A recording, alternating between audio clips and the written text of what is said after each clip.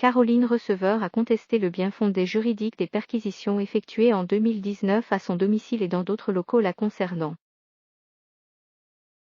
La Cour d'appel de Paris les a cependant jugées recevables.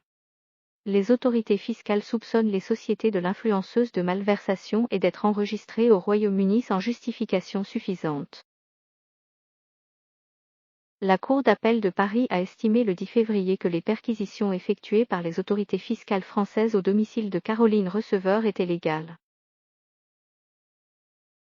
L'influenceuse de 33 ans contestait la validité des opérations qui avaient visé plusieurs locaux.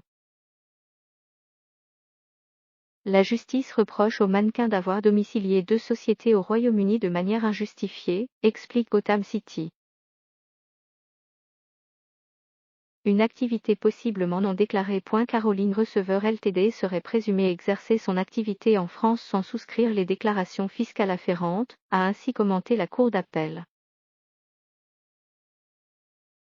L'entreprise encadrant les contrats de la jeune femme a notamment géré un accord de promotion de la marque Braun auprès des consommateurs français. Le fisc s'est également intéressé à Iceland Keys Ltd, structure commercialisant le thé Wonder Tea lancé par Caroline Receveur en 2014. Une TVA non versée en France. Fondée en France, la société avait été délocalisée au Royaume-Uni en 2015. Une enquête a montré que l'entreprise émet des factures sur lesquelles figure la TVA sans que ces données ne soient ensuite transmises au fisc. Les investigations ont par ailleurs prouvé que la clientèle des Iceland Keys Ltd était en grande partie française et que sa logistique était assurée par un prestataire lui aussi installé dans l'Hexagone.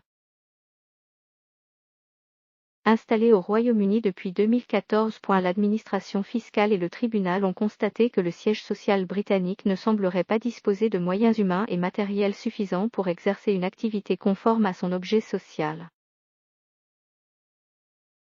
Quant à Valentin Lucas, ancien petit ami de Caroline Receveur et directeur administratif et financier d'Iceland Keys Ltd, il aurait conclu des contrats en France, où il dispose d'un logement. L'Instagrammeuse aux 4 millions d'abonnés a expliqué via ses avocats qu'elle avait déménagé au Royaume-Uni en 2014 et n'avait depuis résidé en France que quelques mois pendant sa grossesse.